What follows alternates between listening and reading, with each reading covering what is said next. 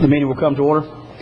We are now holding our regularly scheduled meeting of the Board of County Commissioners, September 23rd, 2008, 9 o'clock in the morning. At this time, I would like to just order of housekeeping real quick, if I could. According to State Indian River County Code 102.06, Section 6, just to let everybody know, everything today, since there's only 3 commissioners here, we'll take full 3 votes of the commissions in order to be ratified and to have it passed. So with that said, in advance, just for your fair warning for everybody. Thank you, Mr. Collins. Thank you, Mr. Vice Chair. At this time, call on our Public Works Director, Mr. Jim Davis, to give the invocation. Jim, welcome. Let us pray. Almighty God, bless us with your wisdom and your grace this day. Guide our county commission meeting so that sound decisions are made. We also lift up those recovering throughout the world from Hurricane Ike. Give them the strength and resources they need to restore their homes and their lives. In your precious name we pray. Amen. Amen. Thank you, Jim. Commissioner O'Brien, the pledge, please. Please join me in the pledge. I pledge allegiance to the flag of the United States of America and to the republic for which it stands, one nation, under God, indivisible, with liberty and justice for all.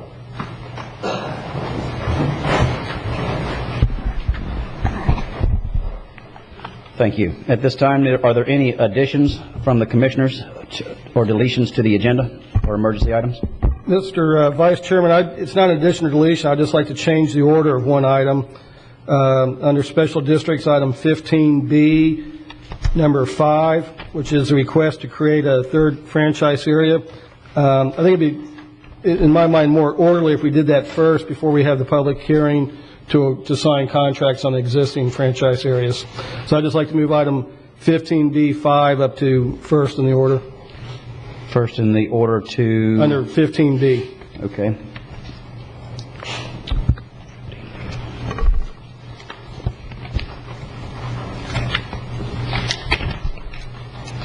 Move 15B5 to 15B. Okay. All right, any other modifications to the agenda? Okay, in addition to that, it has been requested that we pull item B1 at Dr. Cox's request. And secondly, staff has asked to pull item 8R. 8R. Any questions about the agenda? Move to approve the agenda as amended. Second. Got a motion to approve the consent as agended and seconded by, that was made by Commissioner O'Brien and seconded by Commissioner Flesher. Is there any discussion? Seeing none, all those in favor signify by saying aye. Aye. All those opposed, motion passes unanimously. We'll move on to the proclamations and presentations. At this time, we have a presentation of proclamation for National Wildlife Refuge Week. Thank you, Mr. Vice Chair. Who's going to be accepted? Okay. You have to come on down and stand there while we read this. Right. As part of the... And if you wouldn't mind, your name, please?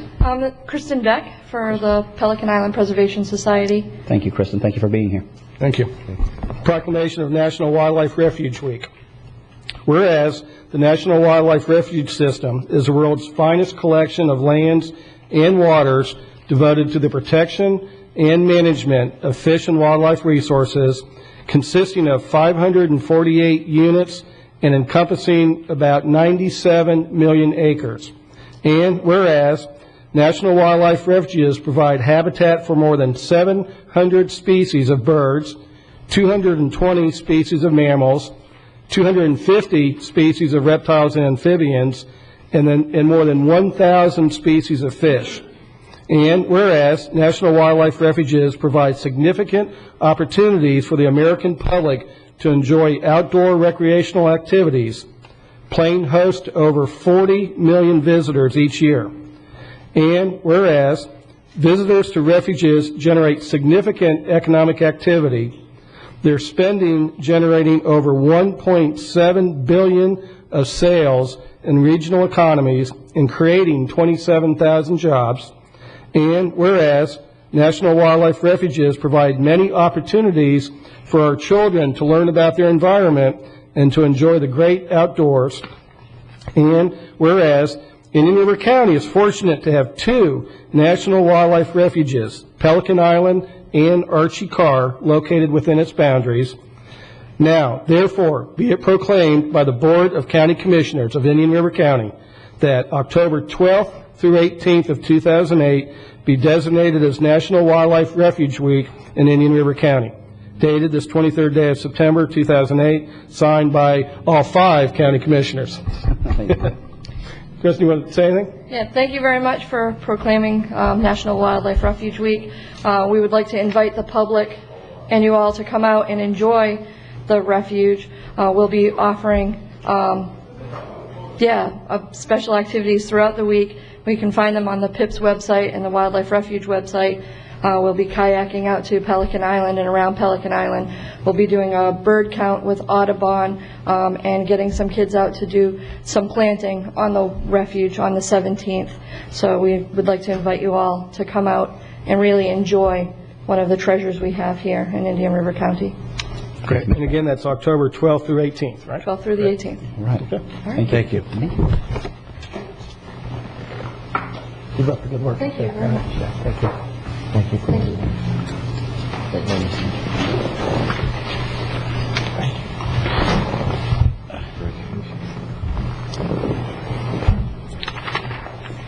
Thank you, Commissioner. Our next item on the agenda is a presentation by Indian River County's own Miss Geraldine McPherson of Florida Atlantic University of the Treasure Coast campus. She's Vice President.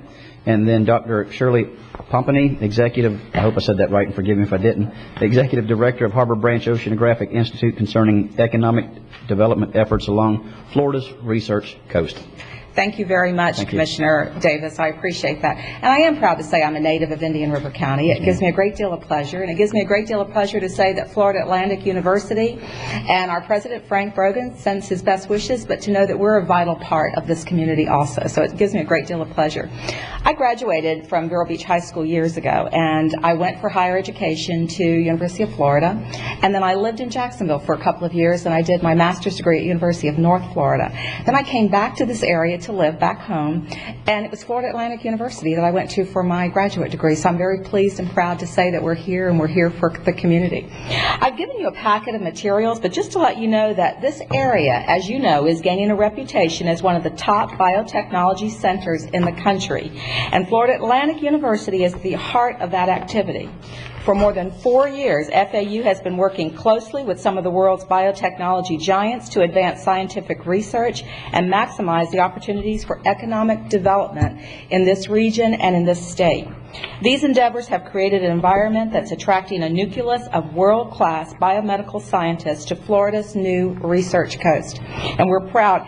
And I'm going to tell you a little history of FAU. That FAU just started in 1964, and we started offering courses to freshmen and graduate students in 1980. Our first PhD student was in 1987. And we didn't start a research serious effort until 2001. So when you think about our short history of research and the fact that now we bring in almost $90 million a year in research efforts, we're very, very proud of the efforts that we've made and where we're going with research. I've given you a lot of materials, but one of the things that I give, everyone always asks for an elevator speech about Florida Atlantic University, and I've given you a little thing of quick facts for FAU. And one of the areas that I've highlighted is some of the research that we're doing.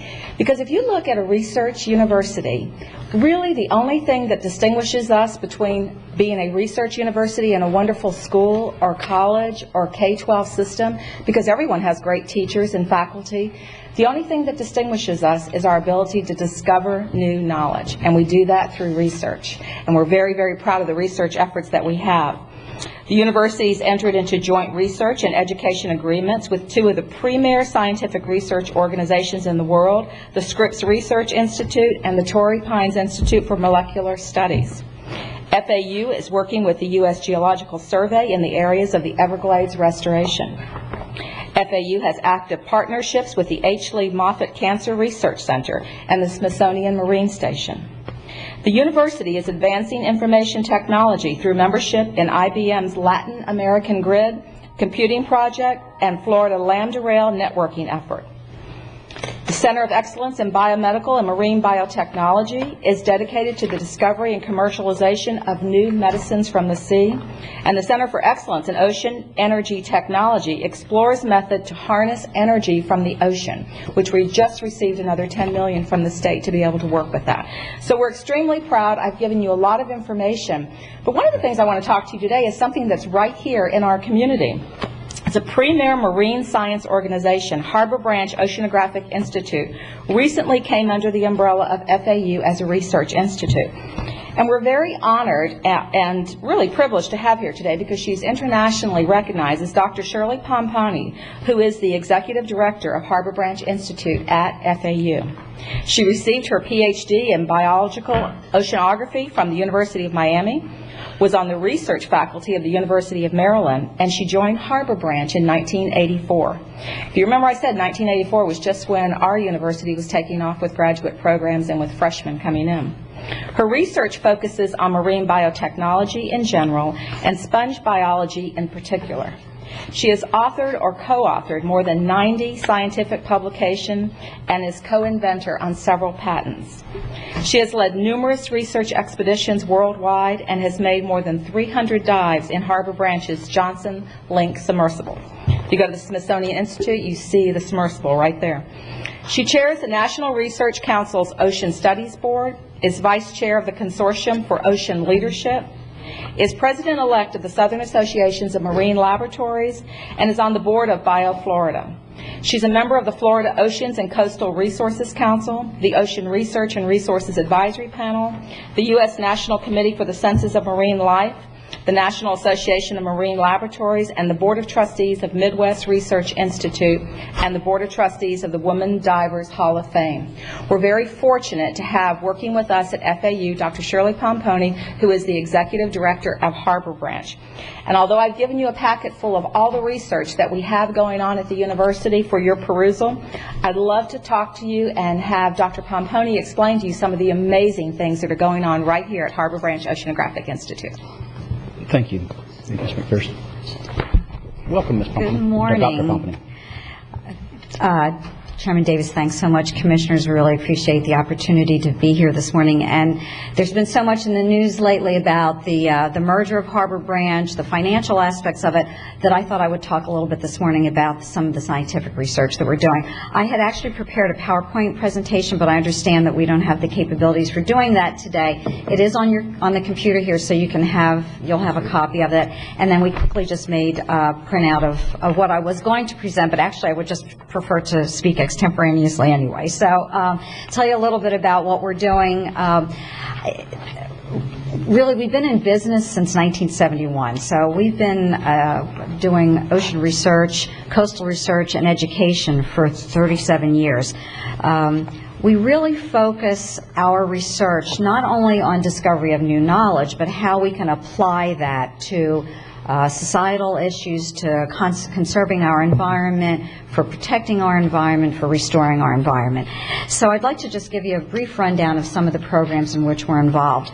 Of course, probably the icon of our institution is the Johnson Sea Link submersibles, and that's probably what we're best known for worldwide, is the work that we've done and that we've enabled other scientists to do worldwide to depths as great as 3,000 feet. And in fact, our ship and submersible are working just today off of Fort Lauderdale for our drug discovery program. We're out looking for a sponge from which we've identified an anti-cancer agent that we're working on with partners at the Burnham Research Institute in Orlando. So again, we're taking advantage of these new collaborations with the biotech cluster that's forming here on the Treasure Coast. One of the areas for which we are very well known is discovery and conservation of the deep coral reefs off of our coast. You may not know this, but the Oculina reefs, the ivory bush coral reefs that live in fairly deep water off our coast, are found nowhere else in the world. So it is a real treasure that we have. It's a habitat, a nursery for fish, for important fisheries. And one of our scientists, John Reed, has been working on the Oculina reefs and indeed the deep reefs, the other deep reefs that extend all along our coast for about 30 years. And because of the work that Harbor Branch has done, we've been able to identify areas they're called habitat areas of particular concern, and be able to protect them, not prevent fishing there, but protect them from trawling, for example, that would damage these important habitats for other fisheries. So that's another area of exploration, especially deep sea exploration, that we've been involved in for many years, and we continue to work on that. The work has been recognized by some private foundations, and we have some funding from a private foundation to continue that work as well. Of course, we're monitoring the health of the Indian River Lagoon and our coastal environments. We've been working on seagrass communities, again, which are very important nurseries for important fisheries in the lagoon and offshore as well. So we've been working on seagrasses for many, many years, and also working on the emergence of harmful algal blooms. There are macroalgae, large algae, not only the algae that cause red tides, but other algae that are smothering out other communities, and especially some of the shallow reefs off of our coastline as well. And so we've got scientists who are working on that, and continuing to focus on improving the habitats in the Indian River Lagoon. As you know, we've been working on marine mammal research and conservation for about 9 years now. That research is funded almost entirely from revenues that we get from 2 specialty license plates, the Protect Florida Whales and Protect Wild Dolphins license plates. Those revenues from those tags really support the work we're doing in identifying the dolphin populations that live in the lagoon, monitoring where they're going every month, being able to assess their health. And in fact, we're finding some disturbing trends in the health of these dolphins, and finding that the health of these dolphins is actually worse than in some more polluted areas, say up in Charleston. So we're trying to understand why that's happening, why we're seeing these emerging diseases, why the immune functions of these animals is actually decreased. So we're working on that as well, but again, funded by the state through the special, and actually the motorists of the state of Florida who choose to buy those tags. We're working on developing sustainable aquaculture techniques so that we can provide not only alternatives to fishing for production of food for human consumption, but also for developing aquaculture for restoring coastal habitats. So we've got, again, funding from the state to develop aquaculture of redfish for restoration, for conch and lobster as well. Of course, I mentioned when I first started talking a few minutes ago that we are continuing our work on a discovery of cures for human diseases. We focus primarily on cancer, but we're also looking for chemicals that are produced by marine plants and animals and microbes that can be used to treat infectious diseases, diseases of the immune system, and other disorders as well. And we're partnering up with pharmaceutical companies and other research institutes in this quest for cures for diseases. One of the original programs at Harbor Branch was our engineering expertise, and it was because of our founder Seward Johnson and his friend Ed Link that we actually started the Institute, and it was based on developing new technologies for ocean exploration and research, and we continue that trend today. We're working on developing new tools to study the marine environment, new ways to get a better look, a more detailed look at what's happening in the marine environment. One of the things we're doing is developing laser technologies that, in fact, were funded by the Department of Defense to do that, so that we are able to use techniques other than, say, cameras to look and detect objects that in murky environments. So we're using a laser technology so that we can detect objects that might be that we might not want to have on our ports or on our ships. Finally, and I think a very important role, and one of the reasons why we thought the association with FAU was a really good one for a harbor branch, was education and educating our next generation of scientists and citizens and policymakers so that we can make wise decisions about how to protect and conserve our environment and how to use the resources that we have in a wise way. So we've been actively participating actually for many years in undergraduate and graduate programs at Florida Atlantic University, and now we're really pleased to be part of Florida Atlantic. We also have a public education program. We have an ocean science lecture series that we offer in the off-tour season once a month, and we'll be starting our once-a-week lectures in January on Wednesday afternoons and evenings. We also have our Ocean Discovery Center, which recently reopened. It's free. It's open to the public 6 days a week. It's closed on Sundays. And I also wanted to invite all of you and the public as well.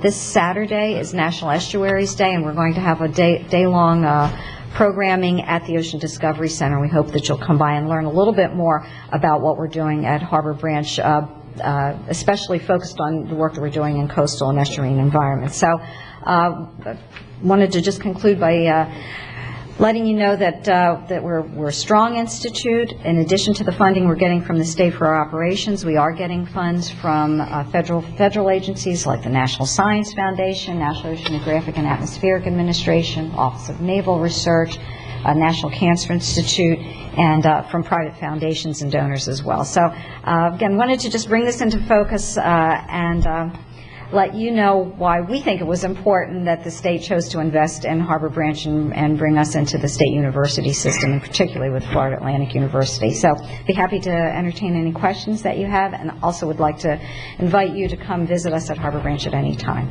Thanks. Any questions, Commissioners? Just, it's exciting having both the Harbor Branch and FAU as our partners. Look forward to continuing that partnership and more exciting things to come. You all are doing great. Thanks, Commissioner O'Brien. Thank you. Yeah, in addition to that, Commissioner? No, go ahead. No, I just want to echo that we truly appreciate the energy in which you're injecting into our portion of the Treasure Coast.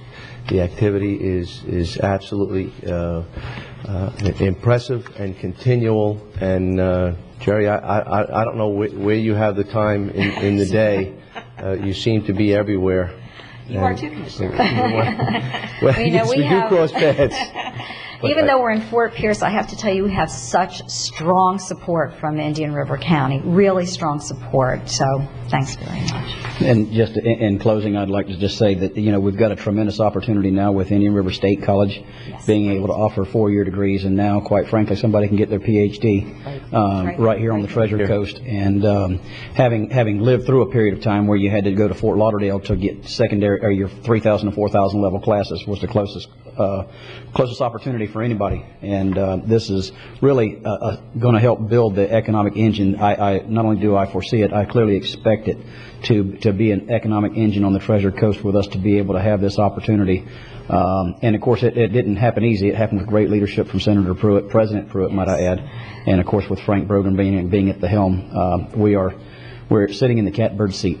And we very much appreciate that. We appreciate the support from the state legislature and what happened with that. And thank you for mentioning President Brogan, also Absolutely. Commissioner Davis. We appreciate that very much. Thank you. Thank you. It's a pleasure.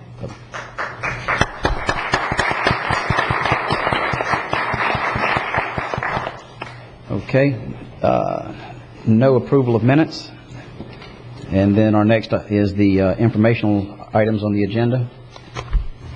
Now that moves us to the consent agenda. Is there any items that anybody would like to have pulled from the consent agenda other than the 8R that was already pulled? Mr. Chairman? Yes. Please pull 8EE, 8EE. For discussion or from consideration? For correction, the attorney's fee will be adjusted downwards. Well, keep that up. We'll pull it 3 times. Okay. What is the, Commissioners? Mr. Vice Chair, I'd like to pull item P as in Peter. Imagine that. Peter. Okay. Anything else? Okay, we have pulled item 8EE from consideration, and that'll come back at a future meeting. And then item P for separate consideration. No, Mr. Chairman, I just want to correct it here. We can correct it right here and vote on it. Okay, very well. If you would. Thank you. Thank you. Is there any further? Seeing none, I'll entertain a motion to move to accept the or approve consent agenda as amended. Second. Got a motion from Commissioner O'Brien, and a second from Commissioner Flesher to approve the consent agenda as amended. Is there any further discussion? Seeing none, all those in favor signify by saying aye. Aye. All those opposed say nay. Motion passes unanimously. That moves us to item 8E. Well, let's go ahead and take Commissioner O'Brien's P first. Thank you, Mr. Vice Chairman. This is the collective bargaining agreement between Indian River County and the Teamsters, Local 769. It's a 3-year contract that we're moving forward with the Teamsters. And I pulled this mainly just to say that my understanding of the process is the negotiations went very smoothly with the Teamsters. I think they came to the table realizing very tough economic times. They are foregoing any cost of living increase this year unless anybody else gets one. And I just wanted to congratulate both our staff that worked on this and also acknowledge the Teamsters coming to the table and getting this done. And I think a very reasonable contract with about 1,000 of our workers. So mainly I just want to pull it and say well done, everybody involved here. Yes, I'd like to thank, Steve Myers of Teamsters. He realized the economic environment we're in, and he was very cooperative. I'd like to also thank my staff. Jim Sexton did an excellent job. And the employees for ratifying the contract. This is sometimes negotiations aren't easy. They're not for the faint of heart. But this one went really well, and I think everyone understands the environment is working on moving forward. And this is a 3-year contract. Unless anyone else wants to comment, I'll move approval of item P. Second. Got a motion from Commissioner O'Brien to approve item P and a second from Commissioner Flesher. Is there any further discussion? Seeing none, all those in favor signify by saying aye. Aye. All those opposed say nay. The motion passes unanimously. That moves us to the item that Deputy County Attorney Bill DeBraw had pulled, which is 8EE. Thank you, Commissioners. This is just going to be a correction to page 4, section 9.1.5. The attorney's fee will be reduced from the 7.5% of the purchase price to 5.75% of the purchase price. The revised fee will then be $4,784, a decrease of $1,456. Why don't we send this guy's kid to call? This is pursuant to an agreement with Mr. McGuire's firm in Orlando, and the purchase price is based on a appraisal by Armfield Wagner. Okay. Is there any questions from the board? Motion to approve the reduction. Got a motion to approve staff recommendation as amended, Second the motion. and a second from Commissioner O'Brien. Any further discussion? Seeing none, all those in favor signify by saying aye. Aye. All opposed, nay. Motion passes unanimously. Next, we have the constitutional officers and governmental agencies. 9A is the established other post-employment benefits OPEB trust and authorize initial contribution. Good morning. Good morning. Diane Bernardo, Finance Director.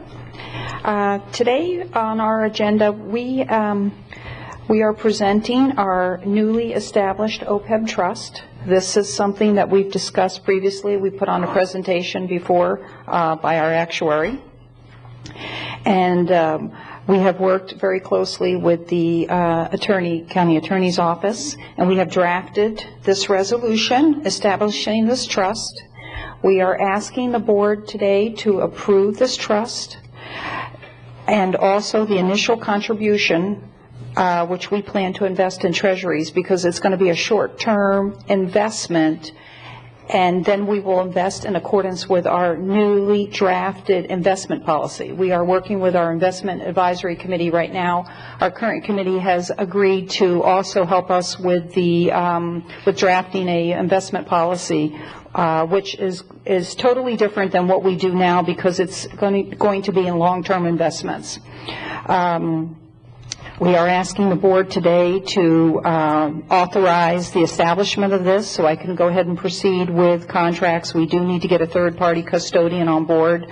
Our existing custodian right now has agreed to take on this trust for the same amount of fees that we pay and hold it for this short-term period. So I am asking the board, if you have any questions, please, I'm here to entertain questions, and asking the board twofold to approve the resolution to establish the trust and for our initial $2.6+ million investment. Initial. This is our annual required contribution this year.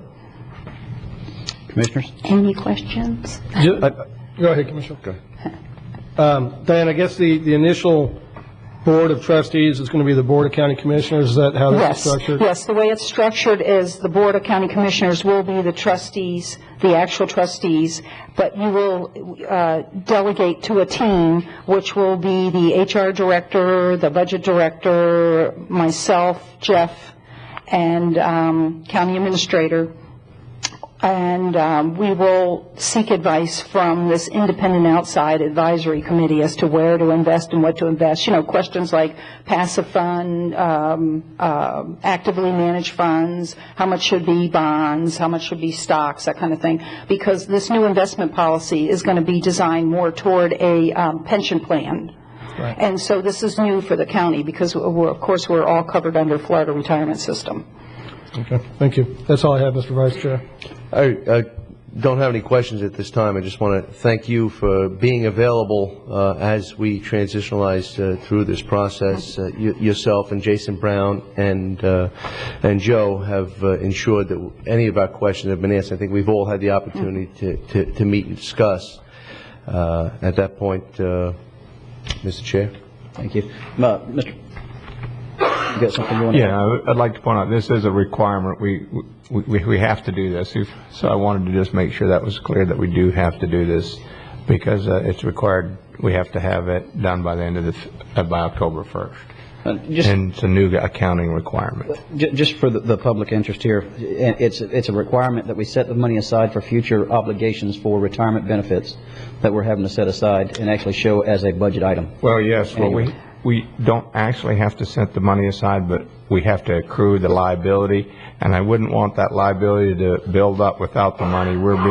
We're saying put the money aside also. We have to show the liability whether we cover it or not. But we are more than just showing it. We are actually covering the future liability. We are. Correct. Now, Correct. with that being said, and in addition to that, there was substantial dialogue from several employees about where this could wind up in the future, or better yet, what it meant to them immediately in this process. And are we going to be able to, in the future, be able to address this very similar as a additional benefit that the employees could pay for now while they're working and contribute to this trust fund, and be able to have benefits similar like they had in the past if they paid for it in advance? We don't have that planned. This was designed. I will say this trust was designed, we picked a certain section in the IRS code because it allowed the most flexibility with this trust.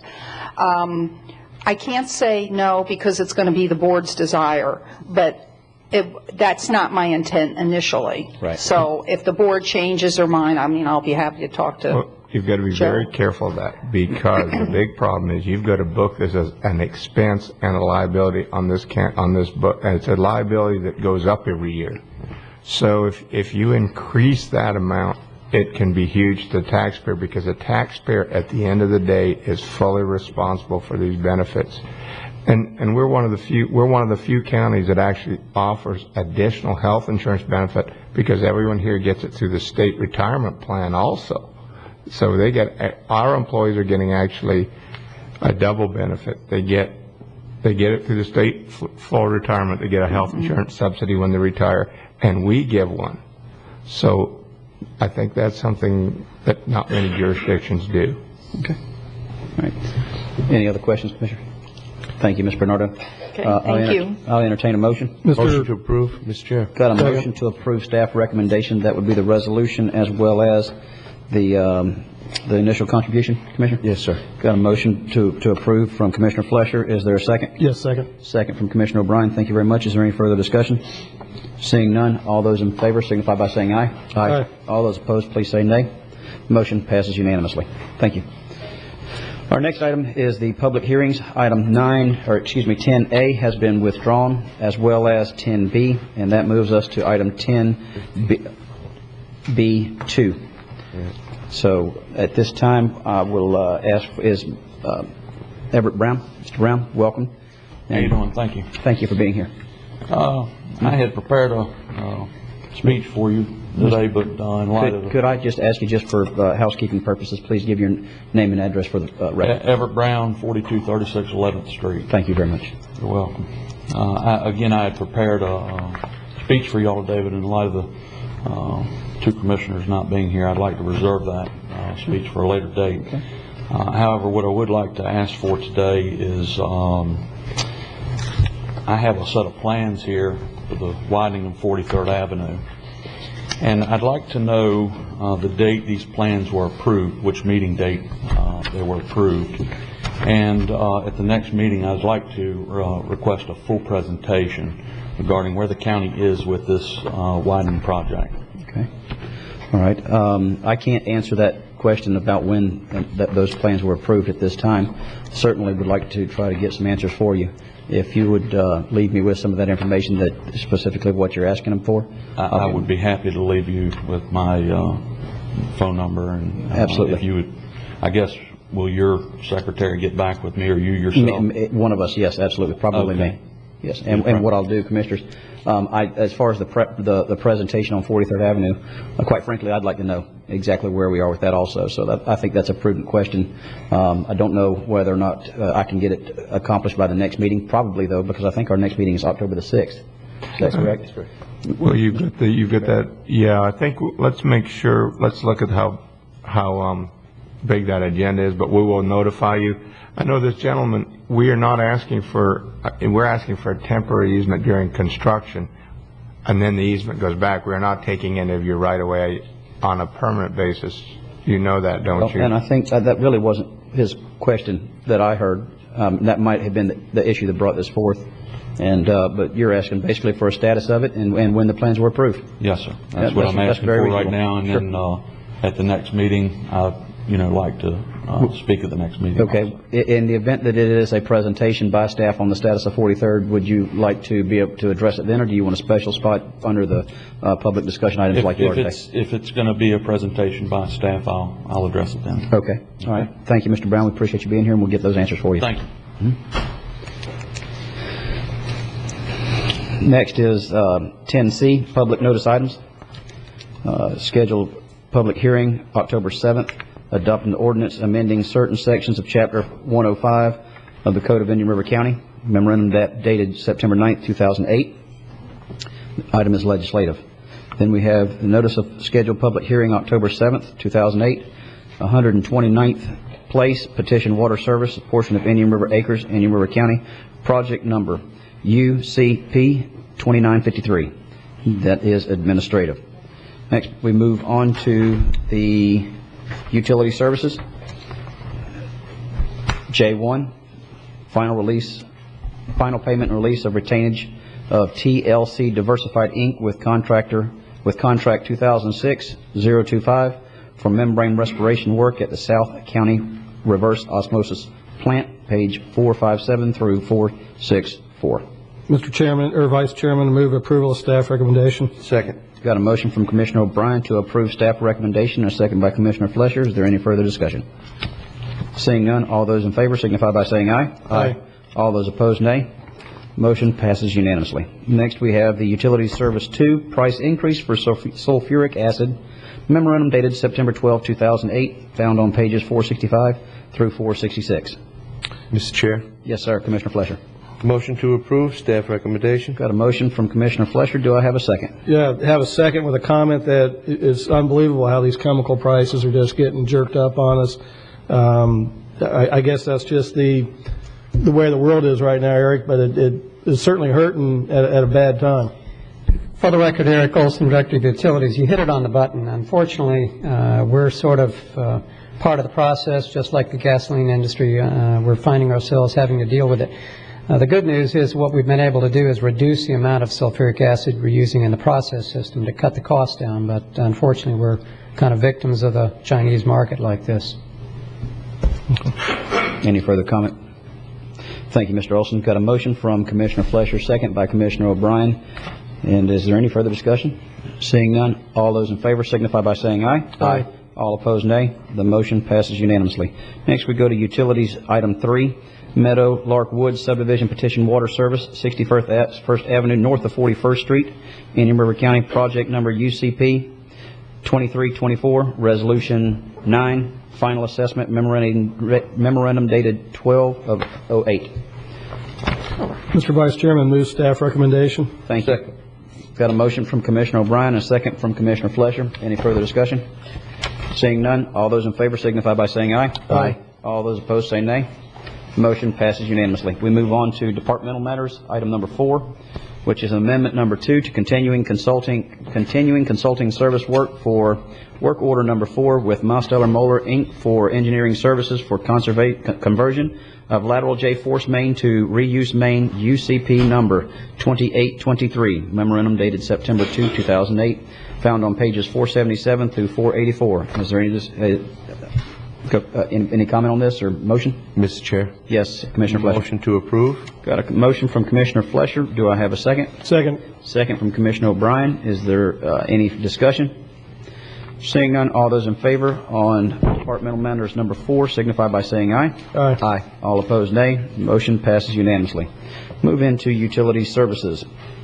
Approval of privity agreement between Indian River County and Boyle Engineering for design and approval of construction for the 16-inch water main on College Lane from the west end of existing College Lane to 66th Avenue, UCP 3014, memorandum dated September 2, 2008, found on pages 485 through 506.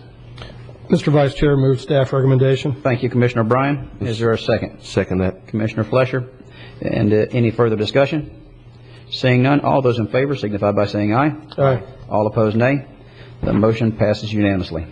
Well, utilities, item 6. Vero Cadillac would like to rescind a portion of the developer's agreement approving retaining labor contract for replacement of the 6-inch transit water main on 13th Lane and reimbursement developer for engineering costs. Yeah, if we could have Eric just explain this one a little bit Mr. for Olson, me, could you please. give us a little bit of more detail on this? Again, for the record, Eric Olson, Director of Utilities. Approximately a year ago, in September of 2007, we were approached by Vero Cadillac, who was going to do a project. And one of the things that was brought to our attention, there was an old water line that basically ran through their parking lot.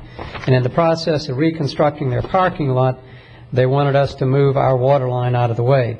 Unfortunately, what we also discovered is that this particular water line neither had an easement. It's one of these old general development lines we acquired many, many years ago. Transite material is something we've been replacing throughout the county. It's actually an asbestos cement type of material. It's about as stable as glass. So what we've been trying to do is take it out wherever possible. Originally, we entered into an agreement with Vero Cadillac because of the work that they're going to do there. They would take it out. They would do a project, use their engineer in the process. We would reimburse them for the cost because it is our water line. Unfortunately, whenever they went out to bid, what they found is their bid market wasn't as good as typically what we would get. It actually was nearly double what we would be in a position to be able to actually replace it by. So we went back to Vero Cadillac and we said, why don't we do this? We can do it better using our own labor contract at half the price. We'll reimburse you for the engineering costs to date. We'll just use our own labor costs.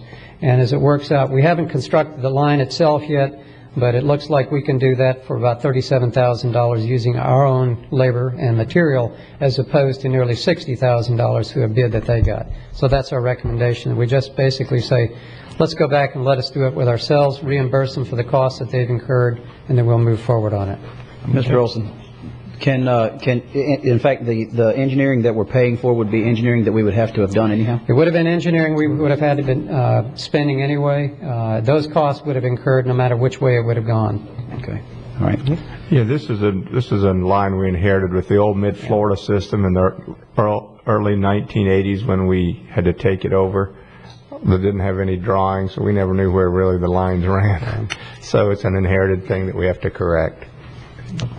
Commissioners, do you have any further questions? Mr. Vice Chair, move approval of staff recommendation. Thank you, Commissioner O'Brien. I've got a motion. Do I have a second? I'll second that motion. Thank you, Commissioner Fletcher. Is there any further discussion? Seeing none, all those in favor signify by saying aye. Aye. All those opposed, nay. Motion passes unanimously. Now we will move on to the commissioner matters. And at this time, commissioners, in your backup under my matters, I had a gentleman come to me and actually called me first and then had some ideas. He actually works for a local cable company, but because of the ordinance that we have pertaining to the weight, not the physical weight of the vehicle, but the capacity weight of the vehicle, our ordinance stops in residential developments basically at 1 ton. The type of vehicle that you can have, basically, and then it goes into a commercial vehicle. It's clearly designed to keep overly offensive sized vehicles out of neighborhoods like semis, and then a little bit smaller than that. But the real issue of this coming forward is that you can't really tell the difference between a 3/4 ton, a 1 ton, and a 1 1/4 ton vehicle by just looking at it. It's the same motor, same transmission, the same everything. It's just heavier springs underneath it. Is really what it boils down to. And so whenever he brought this to my attention, I asked staff's opinion of it, and then staff said yes, it was something that they thought, well, I'll let them talk about it without me putting words in their mouth. Good morning. I'm Bob Keating, County Community Development Director. We support Commissioner Davis's initiative. I guess pickup trucks are getting bigger, and it's not staff's intent to treat them as commercial vehicles in neighborhoods. So what we propose is to go and to amend the land development regulations to make the change to recognize the fact that some of these vehicles are getting more hauling capacity, yet they should not be treated as commercial vehicles. So if you authorize staff to do this, we will be back to you sometime in the relatively near future with this LDR amendment. Well, Mr. Vice Chair, as serving as chairman, you can't make a motion, so I'll be glad to make this motion for you to move that staff amend the ordinance 9112.17 to include 1 1/4 ton pickup trucks. And I'll be happy to second that. Thank you, Commissioners. I appreciate that. I got a motion to direct staff to move forward with this, and a second from Commissioner Fletcher. And just real quick, it's not that the trucks are getting bigger; they're the same size, just with heavier suspension, and that's basically allowed for modifications in some of the commercial line. And quite frankly, this is something that I really think we could do. It'll save fuel for a lot of the employees out there working with these types of automobiles, because they don't have to leave them somewhere and then drive back and forth. But more importantly, something we can do for the working guy. And in an earlier conversation, staff did clarify that there was absolutely no concern about any roadway management, roadway damage in any way, shape, or form by the vehicle being in the subdivisions, as well as any of the roadways, bridges, and infrastructure. Yeah. No, the average person wouldn't know unless they looked at it. Clear point. Close. Thank you. I appreciate it. And is there any further discussion? Seeing none, all those in favor signify by saying aye. Aye. All opposed, nay. Thank you, Commissioners. I appreciate your help. Next is Commissioner items D1. Commissioner O'Brien. Yes, thank you, Mr. Vice Chair. This item pertains to coming up in November on the general election, a constitutional amendment number 6, and this deals with working waterfronts. This amendment was placed on the ballot by the Taxation and Budget Reform Committee, which meets once every 20 years to review changes in regards to budget and reform and make recommendations to go on the ballot. Normally, probably don't want to get too involved in recommending to people how to vote, but I think in this particular amendment, it's critical to our working waterfronts that they are not taxed out of business.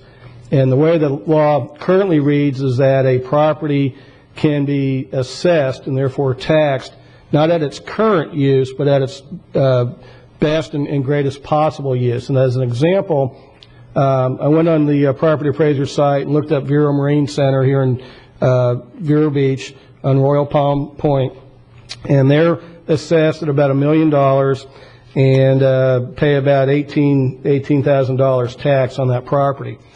Across the street, a 20-unit condominium unit went in, and each of those condominiums is assessed at around plus or minus $1 million, so about $20 million for that parcel. So how the current law reads is that Vero Marine Center, a working waterfront, a business with jobs and putting people to work, could be assessed at that highest and best use of $20 million instead of the current use as a marina at $1 million. And this affects all kinds of working waterfronts, commercial docks, marinas, commercial boat ramps, anything along the waterfront that's providing jobs. And currently we're seeing this everywhere where they're getting taxed out of business and reverting to condominiums, and we're losing our access to our waterways. One of the recently St. Johns River Water Management District came out with this economic impact study of the Indian River Lagoon, the 5 counties along the lagoon, and the study found that recreational expenditures exceed $1.3 billion a year within those 5 counties.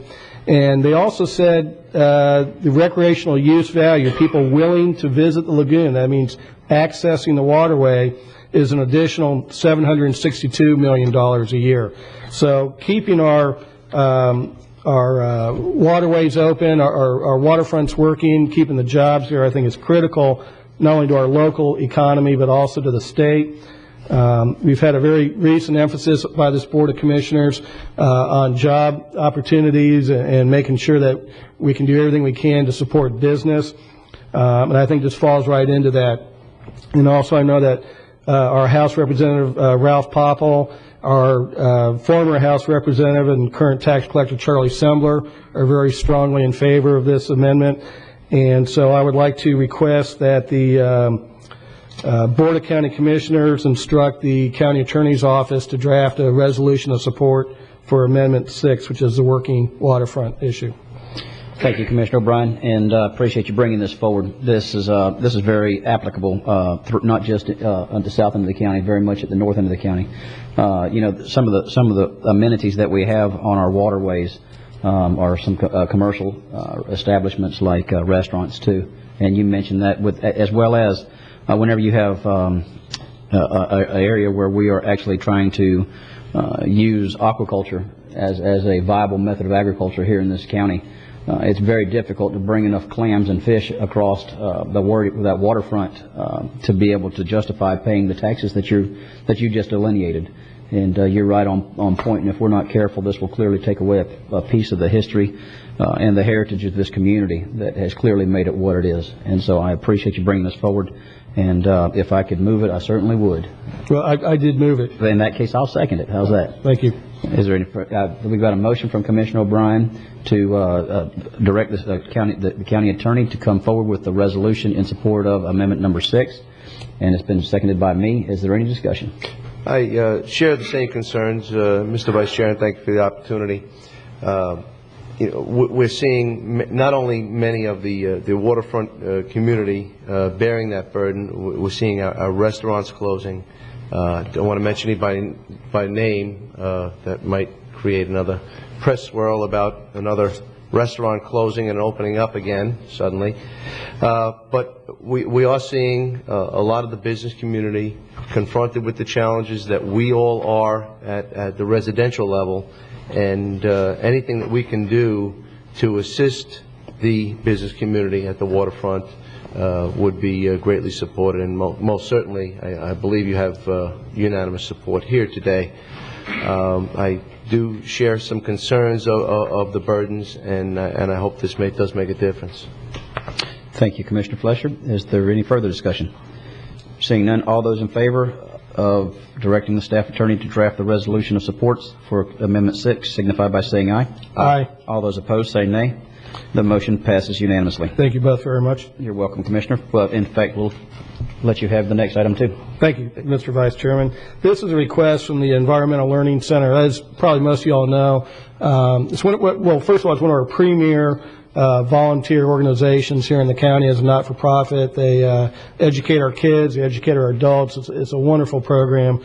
A couple months ago, their classroom was struck by lightning, and they had a pretty devastating loss of 2 of their classroom buildings. They had a fundraiser event scheduled on August 23rd. for Riverview Park, a walkathon. However, due to the rains from Tropical Storm Faye, they had to relocate that fundraiser to the county fairgrounds. Normal county policy is we have a $750 fee for the rental of that facility. Given the fact that ELC is a prominent not-for-profit and they're trying to raise funds from the lightning and fire damage, I'd like to move that the board waive the $750 rental fee for the fairgrounds building. Commissioner Bryan? Yes. I'd like to second that motion. I think it's extremely valid at this time. The challenges that we've been confronted with and reducing the amount of money that we can allocate towards our nonprofits and distribute through the betterment of the community. This is, without a doubt, one of the creative things that we can do to ensure the success of a wonderful place like the Environmental Learning Center. It was a very tragic blow to the Environmental Learning Center, and most certainly I think they were able to raise just a few $1,000s, and I think it would be detrimental to, as a county, to draw back $750. It's very tough to get that benevolence money up. Trying to do the same for the pool as well, and I know how important it is of a project. I also share some other concerns about the benevolence factor. I think it's very important that we as a government do what we can, and I know historically, I don't know if you'd like to add this too, but the Cattleman Ranch fundraising for the great cause of cancer awareness and battling has traditionally asked for our support as far as facilitating lights. And I know that'll be coming up real soon, and knowing that it's coming up real soon, if you have no objections, I'd like to include that as well.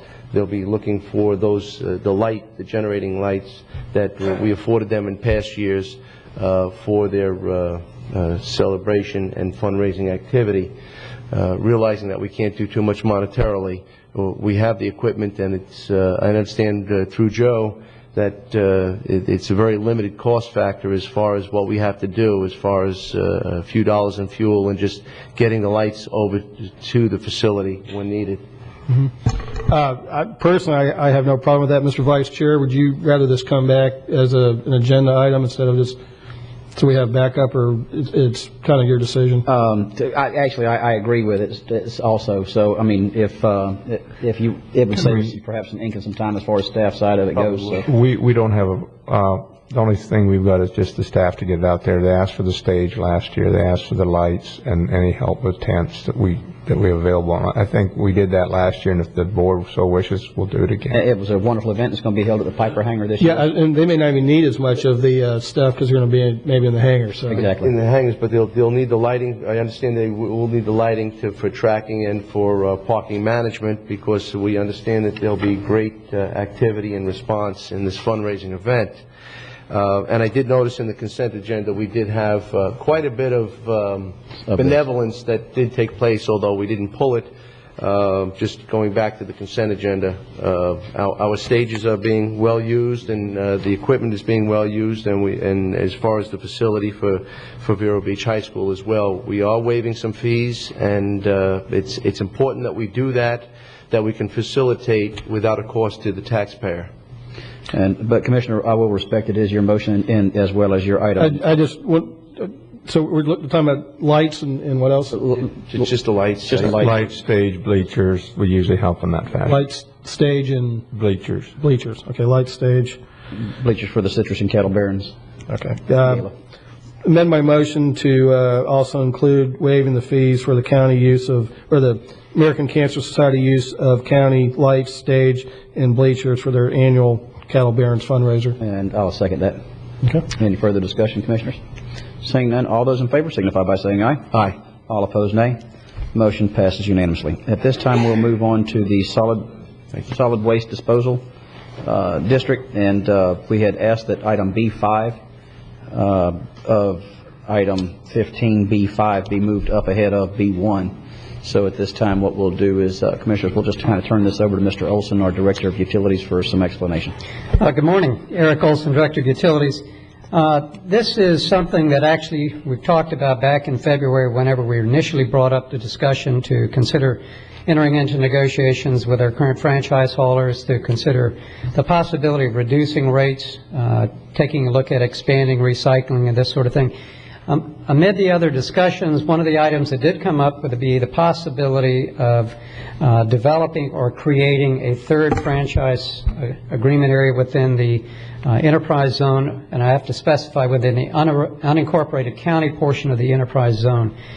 At that point, we've actually begun to just focus on the negotiations with Treasure Coast and Waste Management. It's now that we're coming back in the process. The concept would be to, if the board would so desire, to simply open a third franchise agreement.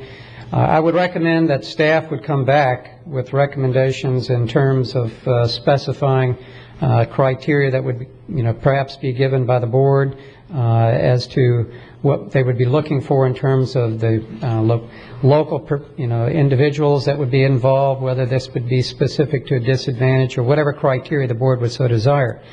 One of the things that I do want to mention, and this was a question that we talked about this morning amongst ourselves, is that because the current franchise agreement that we have goes back many, many years with Waste Management and Treasure Coast, it does have within there a delineation of the franchise zones, which means within the current franchise agreement, it's more or less divided between State Road 60 to the north, carried by Waste Management, to the south, carried by Treasure Coast. Originally, whenever those were put together, it was on the basis of expected population equivalents. Today, it's probably not exactly equivalent, but that's what it is today. If the board were to direct staff to consider opening a third franchise agreement area, we would then modify the franchise zones as predicated within the current franchise agreements. So again, staff is bringing for consideration to the board whether or not to consider developing a third franchise zone within the current enterprise, unincorporated area of the enterprise zone within Indian River County like that. This issue is something that staff, as I say, can come back with additional information if you should so desire. If directed by the Commission at this point, we can move forward on creating something. So it's at the pleasure of the Commission at this point. I have some concerns. Our number one concern with our waste service is delivering good service to our residents. And we have to be careful when we start arbitrarily carving things out, because number one, we just did a bid and we rejected a bid on our refuse because number one, they weren't in business long enough. Number two, we didn't think that they had enough background in the industry. And I think that's all important. People have to have references. They have to be able to deliver the job, because our number one issue is being able to have them be able to deliver service to our residents. Also, we've had a lot of inquiries because the economy is slow from a lot of our local haulers. A lot of people got in the container business. The container business has dropped off significantly with the construction. We've had the Rigby brothers. We've had Mrs. Arnold. And then we've got a lot of local ones. We've got Mr. Dela Cruz, who helped out during the hurricane. I think he's here today, and he's been looking for business. So when we do this, I think we have to create a fair and equitable way to address it. We just shouldn't do and give it to one individual just because they came in. I've had numerous individuals come in because the economy's been bad. And numerous of these individuals helped us during the hurricane, the local people. Mr. Dela Cruz was amazing during the hurricane. He helped us in this community, and business is slow for him as well as the others. So I think we need to spend some time and do it properly if we're going to do it. I know there's some concern about bringing in a minority in the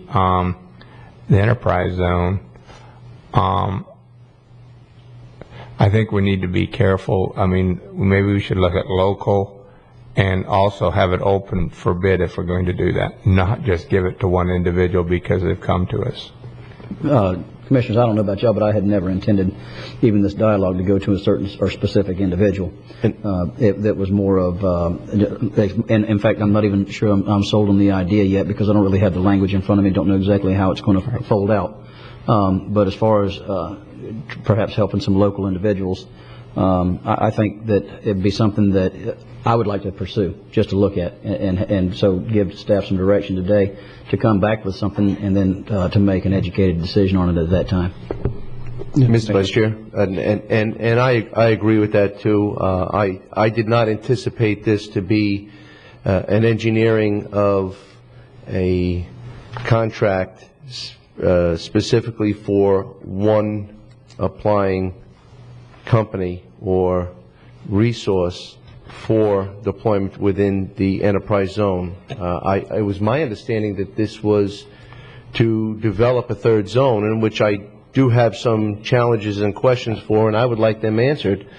I do have some concerns about how the development of the third zone will affect the current contracts that exist.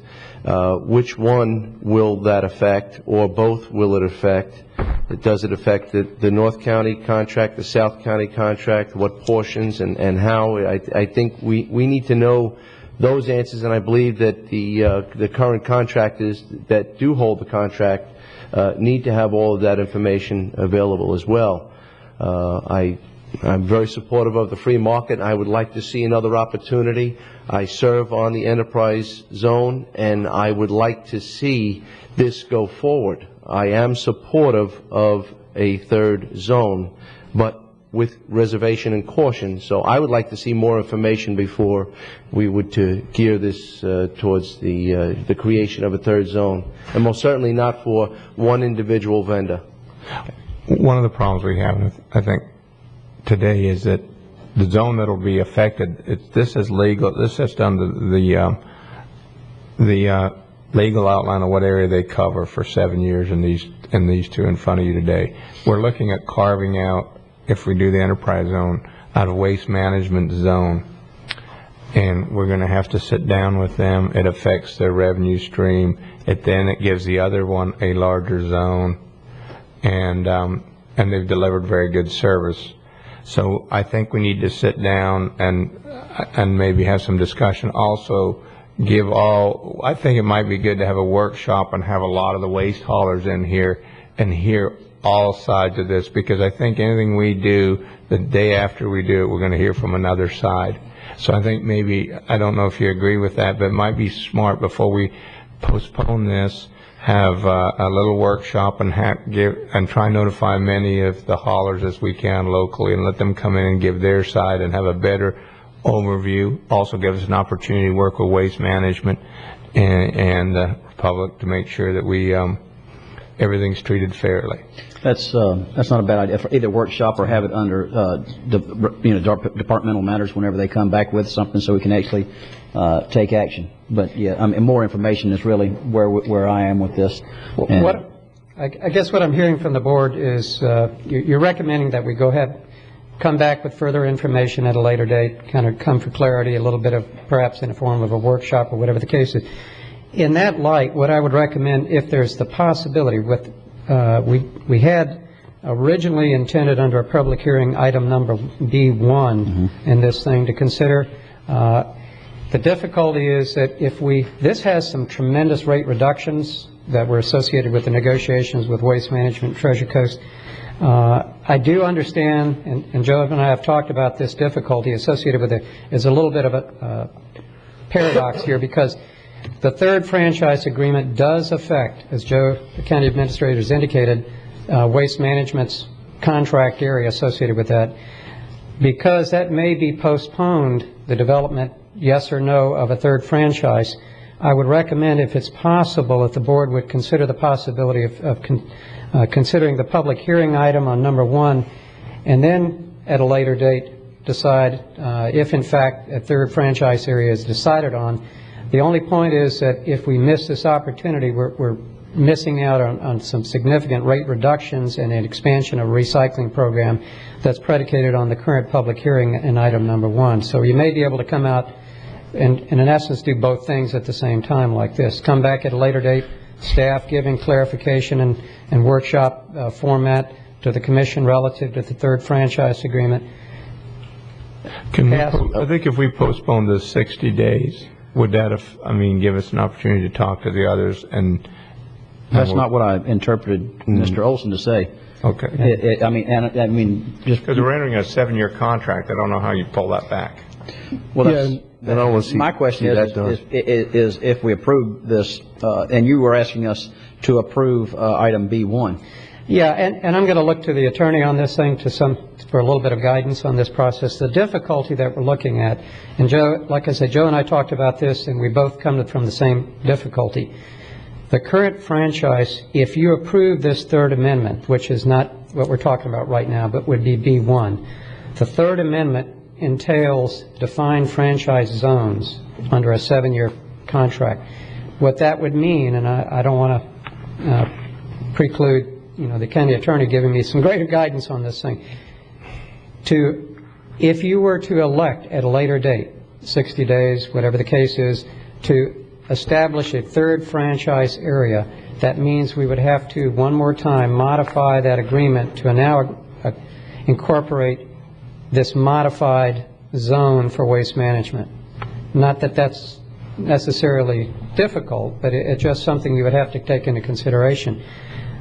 On the other side, weighing it out, we have a negotiated agreement with Waste Management and Treasure Coast with a very expanded recycling program and a very much reduced cost of operation to the residents out there associated with this item. So I guess I'm looking for guidance from the county attorney.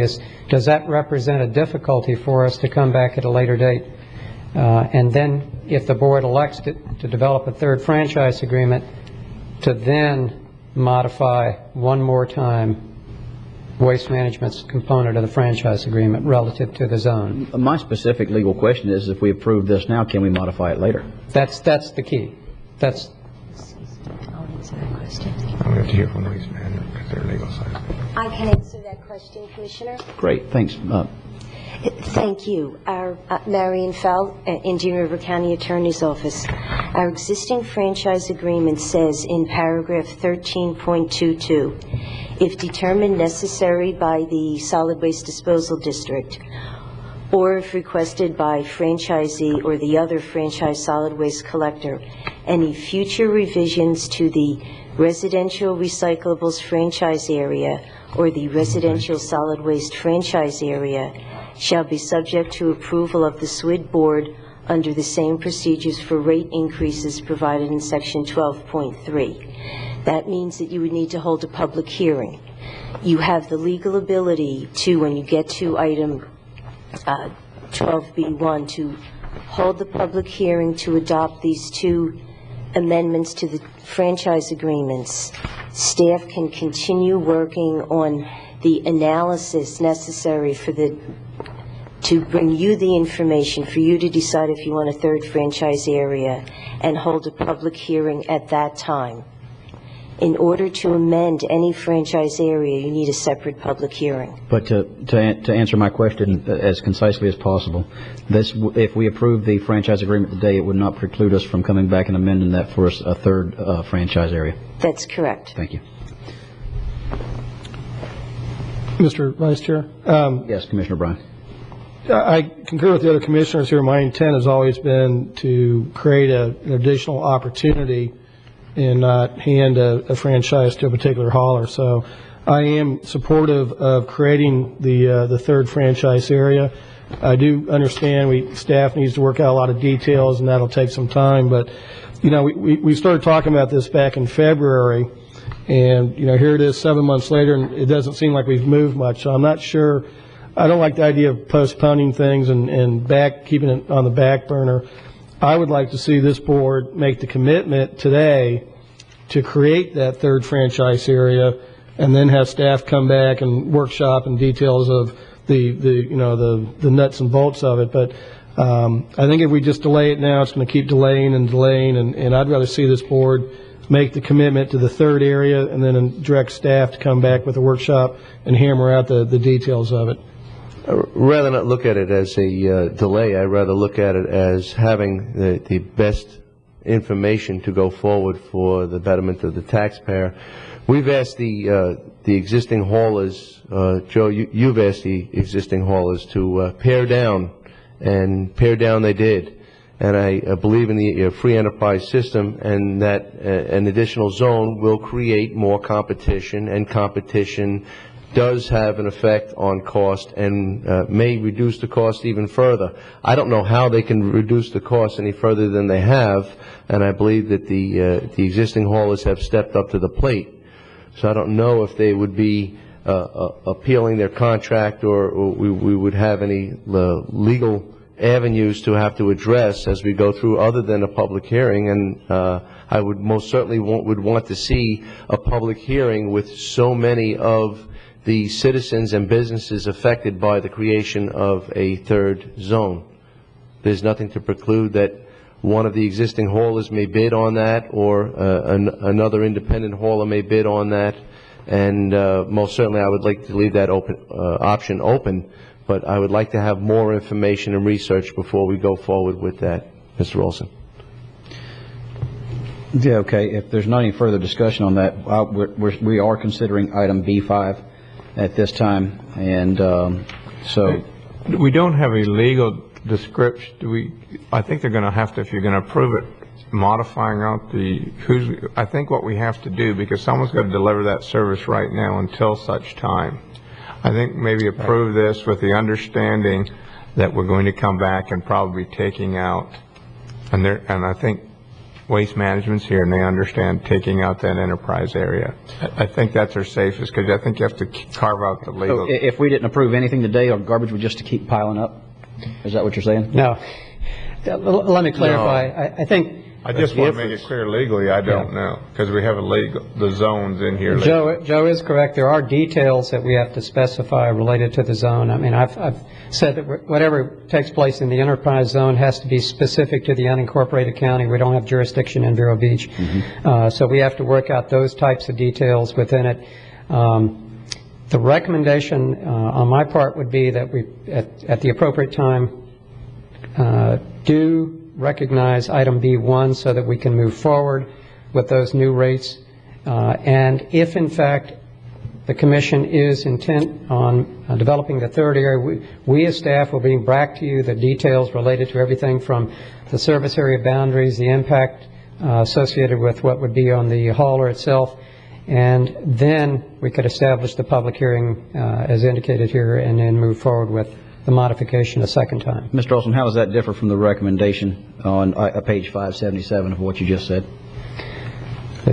Very little. Okay, thank you. Okay, that's it. All right. Is there any further discussion on item B1, or Commissioners? Well, yeah, Mr. Vice Chairman. B5. Thanks. 15B5, correct. Right. I'd like to go ahead and move staff recommendation, which is to establish the third waste hauling franchise area within the unincorporated enterprise zone area, but change it, instead of advertising, to come back to the board with details of how the franchise area will be structured. And of course, this would have to have the public hearings as Ms. Phil delineated. Correct. That was a motion, and I'll second that. Any further discussion? Seeing none, all those in favor signify by saying aye. Aye. All opposed, nay. The motion passes unanimously. Now we'll go to item B15B1. And this is the public hearing to approve the Third Amendment to the franchise agreements for Solid Waste Management, Inc. of Florida and Republic Services of Florida, LP. Memorandum dated September 15, 2008. And this is a legislative item. Commissioners, you have any questions about it before we go into the public hearing? Or anything you'd like to add? Himanshu, would you like to say a few words before we go into the public hearing? Yes, good morning, Commissioners. Himanshu Mehta, Managing Director, Solid Waste Disposal District. I'd like to, before we open the public hearing, take an opportunity to promote our recycling program. I've just a little short presentation in that sense. Invited Garvey here today to kind of celebrate this historic event in this community. Come on up, Garvey. Welcome Garvey to the podium. Now we know where Commissioner Wheeler is. Well.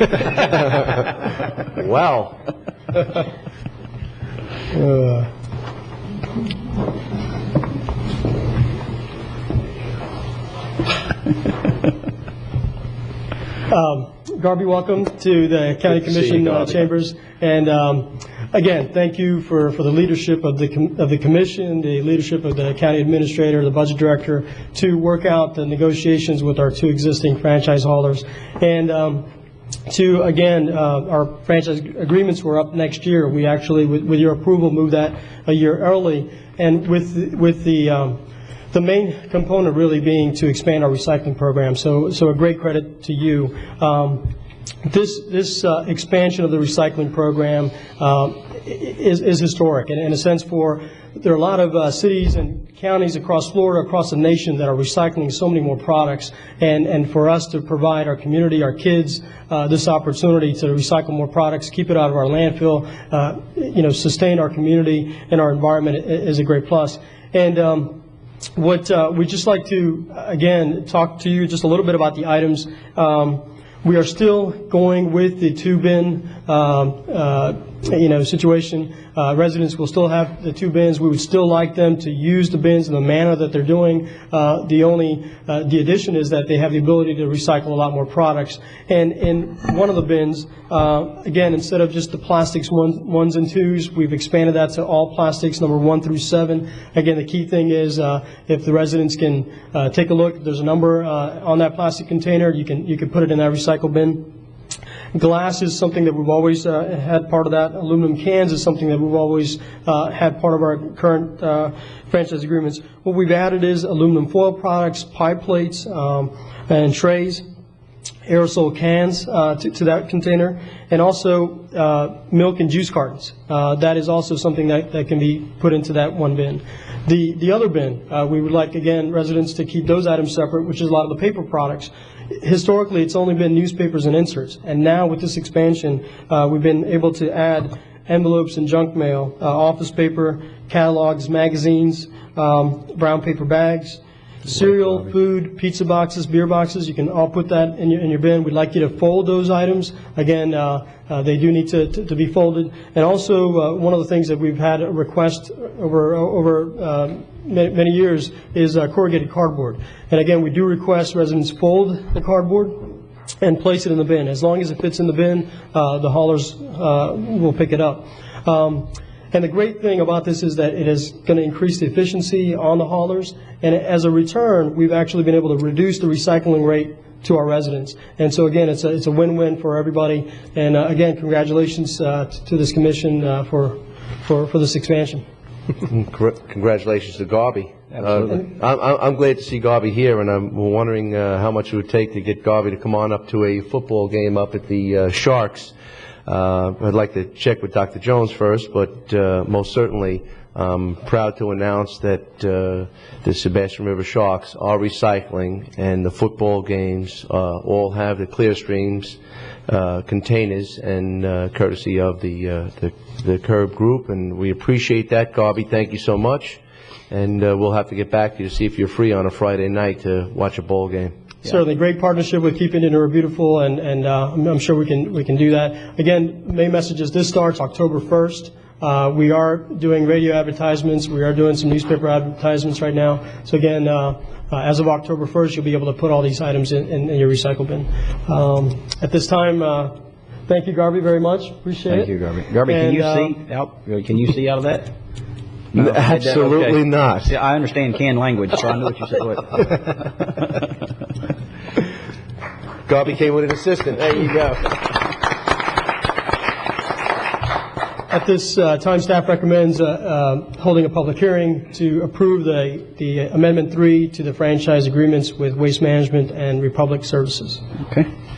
Thank you. Commissioners, any questions before we go to the public hearing? No, just, again, great job. And notwithstanding the item we just dealt with, I think the Waste Management and Treasure Coast have stepped up. They've come to the table. They negotiated in good faith, and they've brought a great plan. I've already had people tell me that they've already been saving up all these extra recyclables, just waiting for the October 1st date. So I think the community will embrace this, and it'll certainly be very well, and so I'm very glad to see this coming forward now. Well, Commissioner, I think that's a poor excuse for you not taking the garbage off, but if Susan bought it, that you're saying. You gotta see his garage. If she bought it, I'm with you. I saw here between the Pete's and the beer boxes, that covers all your household waste, doesn't it? And Commissioner Davis was up there at the Shark game as well, assisting in the recycling efforts, and we appreciate that. Mr. Mayor, I just wanted to ask you, there was some people that called concerned, realizing that the containers might be in short supply since we have increased all of our recycling capacity. But there are a few that do not have bins and did have some inquiries. I'd just like you to explain where the folks can get bins if they need and what they have to do. Certainly. The bins are available at the landfill office on 74th and Oslo. They're also available at the Utilities Operations Center on 43rd and 41st Avenue, kind of the central part of the county, and also up in Sebastian at the Keep Indian River Beautiful office. The bins are available.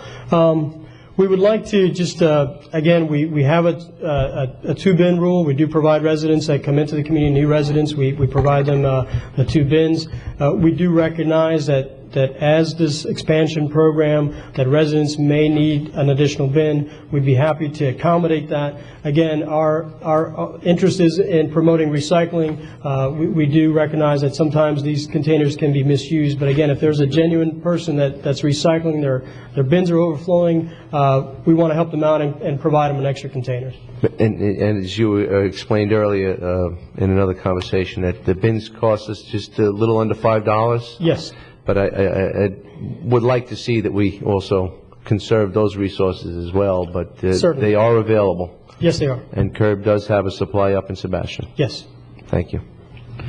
Okay. I'll tell you what, Commissioners, we're about 4 minutes ahead of a scheduled break for our closed captioning individual. Before we go into the public hearing, why don't we take a brief recess, and we'll come back in 10 minutes, and then we'll conduct the public hearing at that time. Thank you.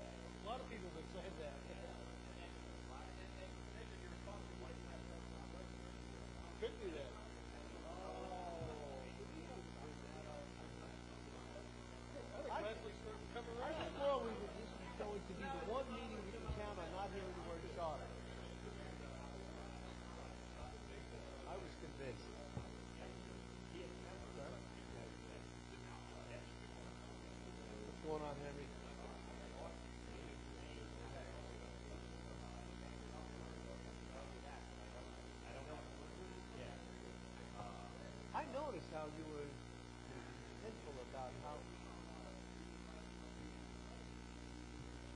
This is just a teaser, right?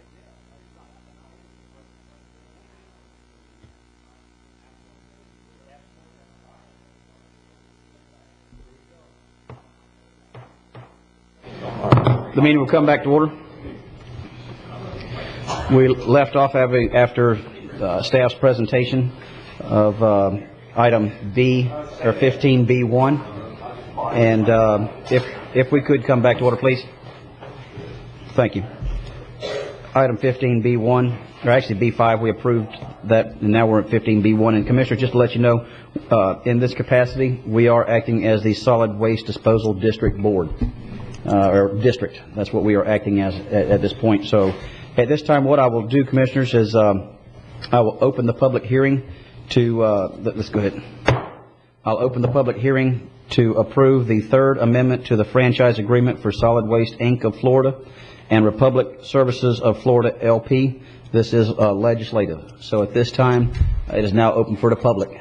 And we have two podiums, if we could. I don't know how many people would like to speak on this, but to move and facilitate the process along, if you would, please come to the podium, and I will call on Fred. You can go first. Bob, if you'll just stand there, please give your name and address for the record. Okay.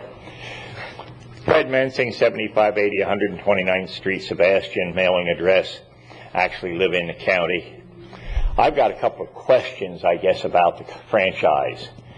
This is the third time it's being renewed, and I don't think there's a major question about the contractors, but just for the public's knowledge, is there anything that precludes a contractor or person who wants a container or special services that they must use one of these two contractors? I have that question I'd like answered.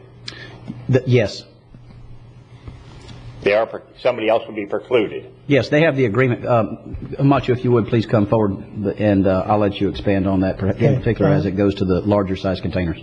Yeah, Himanshu Mehta, Solid Waste Disposal District. Again, the franchise agreements are for residential garbage collection, residential recycling in those service areas, and also for the unincorporated areas of Indian River County. It includes commercial garbage and the roll-off containers of anything larger than 15 cubic yards. 15 cubic yards and up is reserved for the franchise haulers. Okay, thank you. City of Vero Beach has their own residential too. And Fellsmere. And Fellsmere. And I imagine, Sebastian, that just about every municipality has their own franchise that they award also, Mr. Mensing, but thank you for coming down and sharing your concerns. Yes, Mr. Johnson. Bob Johnson, Corwin Subdivision. I didn't hear whether this was going to be a voluntary process or a mandatory process, and if it was going to be a mandatory process, when this was effective, and if this was a voluntary program, could we be told that this would continue to be a voluntary program indefinitely? Thank you very much. Thank you, Mr. Johnson. Mr. Mehta, could you address that, please? Yes, at this time, the program as it is on a voluntary basis, on a subscription basis. So residents have the option of contacting Waste Management in that area, service area, or Treasure Coast Refuse in the south part of the county to have a pickup service for their residential garbage collection. Recycling is included in the solid waste assessment fee, so recycling is available to all residents, whether you have garbage collection service or not. But at this time, we are not recommending what they call universal garbage collection or mandatory garbage collection. Does that answer your question, Mr. Johnson? What he basically said is that this does not make a required mandatory garbage door-to-door pickup. If you would like that service, you can pay for that service. What it does not exempt you from, though, is the item on the tax bill for those that do utilize solid waste. With it being enterprise funded, is a line item on your taxes that nobody will be exempt from if they use it. Commissioner, I would like to add that we were very successful in these negotiations with the franchise haulers to actually keep the existing garbage collection rate that our residents are seeing right now, keep that fixed until 2009. So normally you would get an increase in October 1st of 2008. We've agreed that there would be no increase this year to that rate, recognizing the economic situation that our community is facing. So we have fixed that rate through 2009. 2009 it would go up with a standard CPI and a fuel adjustment index. So the other part is that the residents that do not want to subscribe to the service, again, we have our 5 convenience centers that they can utilize for the disposal of their garbage. And that fee for that is on their tax bill. Yes. Yes, Mr. Johnson. If we're only guaranteed that this is going to be a voluntary program through this next fiscal year, then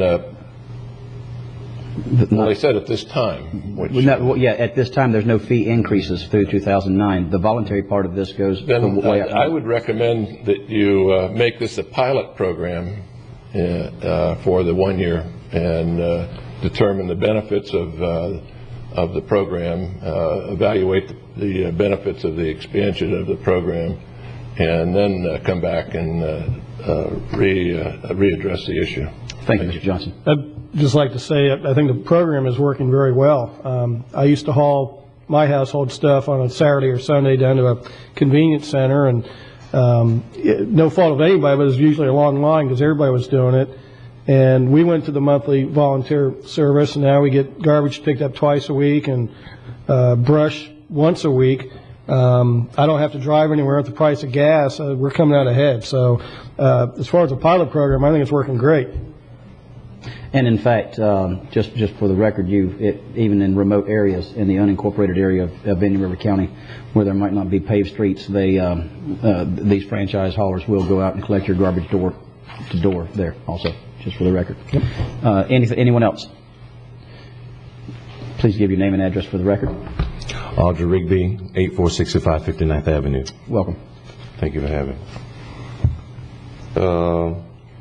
First of all, I'd like to appreciate the county commissioners, Mr. Chairman, for allowing the third franchise hauler to be agreed upon, and at some point later on to be included. Just a few observations. I heard the county administrator mention that he's going to take 60 days to do a workshop, but if you recall, there was no workshop done on the container business, which was a very vast expansion. He had some concerns about it not being a very good bid process. I mean, I like the idea that it was a workshop, but this is such a small piece. But that other bid that he had out a few months ago was a very expansive piece, and there was no workshop, which could have helped him out and the Board of County Commissioners make a better decision had there been a workshop on the roll-off. Let me make very, very clear on the roll-off issue. That's the convenience center. I keep saying, but that's what I meant. Yes, yeah. Convenience center. I don't have a problem with the workshop, which is good. That's what you do. But I want to bring it back home. There were some concerns or a question about whether or not the other two haulers were going to lose money and things of that nature. And from what I'm hearing, you still have 81 subdivisions coming in this county. The two other franchisees have access to that.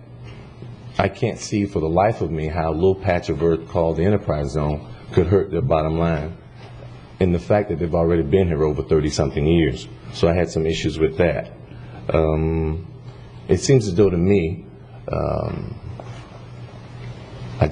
the AIG thing just came to me, but it looks like to me you have I don't want to call it a corporate bailout, but there's no competition on the two franchises that are already here. But yet on this little patch of earth, you're considering competition, and I just don't understand that. When the enterprise zone was asked for off of the backs of the neighbor next to them, which was Giver, high unemployment and things of that nature. So it was really designed, Mr. Chairman, for a small minority business. So we're not really understanding why the competition now on this patch of earth. And the bigger expansion, there was no competition. And I just wanted to bring that out. And we're concerned about a bigger company. To me, it's corporate bailout, if you ask me, that there's no competition and you give them 7 more years.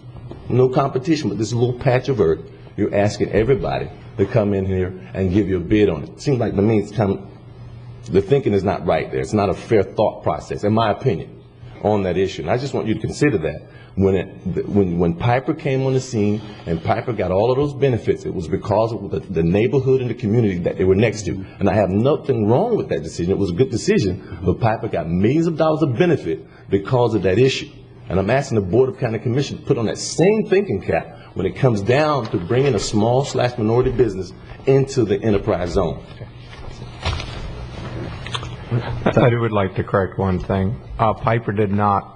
We didn't because of the neighborhood. We did it because of the number of employees and how important they are to the entire community, Indian River County, and because of the economic impact. It had nothing to do with the neighborhood. That was never in the decision. No. It was because they have 1,200, they're our biggest manufacturer to do 100 million. Mr. Baird, I think what he's talking about is not the Piper issue but the creation of the enterprise zone. Did I miss something? No, that's why. Okay. I thought you meant he's talking about the creation of the enterprise zone. All right. Thank you. That's exactly what I'm saying. Anything else? Yes. My name is Bill Rigby. First of all, good morning. Good morning. All the Thank you. To the commissioners. My name is Bill Rigby. I live at 8465 59th Avenue.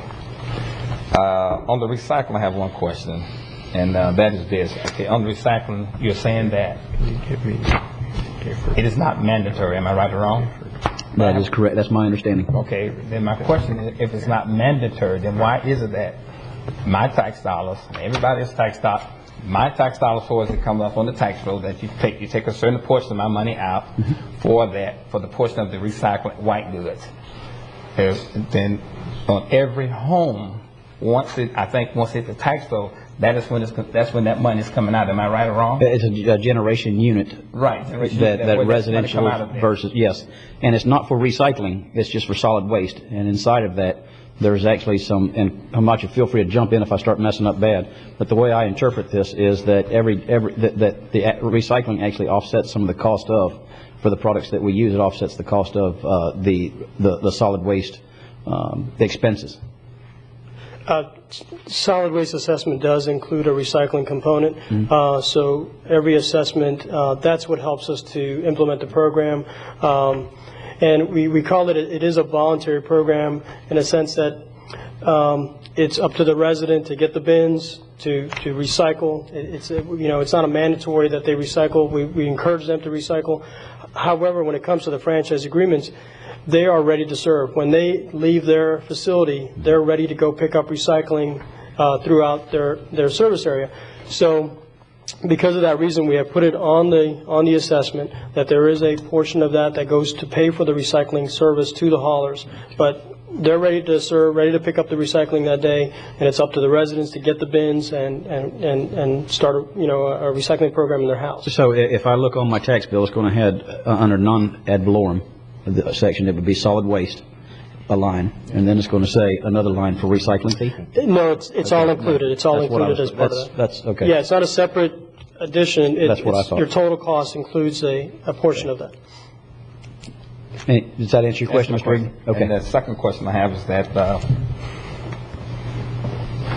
do I have to be a customer in order to receive the recycling benefits? No. I would say just the environment, quite frankly, receives the benefits of recycling, much less one of the customers. I mean, no, I think all you have to do is get the blue bins, yes, sir, and find out what day your pickup day is and put them out there that morning. Okay. That's it. Oh, okay. All right. Did you actually have them come by and pick up your recyclables curbside? I think you do have to be a customer for that, wouldn't you? No. You don't. Wow. It's free to all citizens in this county. It's the entire county, so it does include the municipalities as well. So, we have agreements with all the municipalities. So recycling is a program countywide. This expansion of October 1st applies to the entire county, and you do not have to subscribe for garbage collection in order to get recycling services. I think you might be pointing out there was room for clarification on a recent situation in the North County where we were looking at palm fronds and other clippings. You are required to be a customer for clippings and debris pickup on that day. That's separate from the recycling. You don't have to be a customer to get recycle service. Right, right. But Recycling is organic or open not? up to everyone. The organic pickup, the clippings and the shrubbery and debris, that is part of your contract when you apply for your regular trash curbside pickup. Okay, my next question is on the third waste hauling franchise service area. Again, we thank the county commissioners for the opportunity to have a vote on the third franchise hall. I think that was the right thing to do. However, I just got a couple of questions to ask on that. And the only question I have on that is that since it is a franchise hauler, and I know that you have already voted on it, but I just think that, and I know you got to go back, you're going to take it back to a workshop. I just think that it should have been a little bit more stronger language on the, whereas that minority participation in that, because when I look at it like this, it's going to be, you're saying it's going to be for everybody, am I right or wrong? That when you come back from the workshop and that everybody comes back and give all their data and everything, that you're going to come back at that point and say, whether we're going to agree that we're taking some from one hauler and see all the, I'm going to use the terminology as expenses. But my question is this today, is that when you go back and look at item 1, what you got, you say to approve the third amendment to the franchise agreement for waste management. And when you go back and look at all the modifications that you did in the contract for waste management and Republic, you're only changing 2 items. One item you're changing is on page 3, which says that the term of this agreement shall be 7 years, commencing October the 1st, 2008, and ending on September the 30th, 2015. And then on page 5, on page 5, you went again and you only changed what we call the residential rates, units of recyclable, and so forth. One thing that I'm asking today is that, again, I appreciate the opportunity for what the commission have done here today. But again, I would like for you to think again. I don't know the time frame of methodology that's going to be used in all of this, but I'd like for the commission, please consider that when you go back and do the workshop, just have a little bit of more stronger language in it to help minorities/small business. Because if you leave it, like Commissioner O'Brien said, if you leave it out there for so long and you don't do anything, you have a tendency to put it further and further back. And right now, we don't know the time frame that it's going to take place.